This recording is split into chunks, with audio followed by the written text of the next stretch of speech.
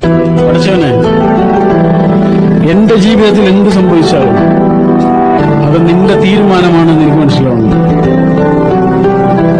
എന്റെ ജീവിതത്തിൽ എന്ത് സംഭവിച്ചാൽ, ഇഷ്ടമുള്ളതാകട്ടെ ഇഷ്ടമില്ലാത്തതാകട്ടെ, എന്നെ സങ്കടപ്പെടുത്തുന്നതാകട്ടെ സന്തോഷിപ്പിക്കുന്നതാകട്ടെ, അള്ളാഹുവേ അത് നിന്റെ തീരുമാനമാണ് എന്ന് എനിക്ക് മനസ്സിലാവും.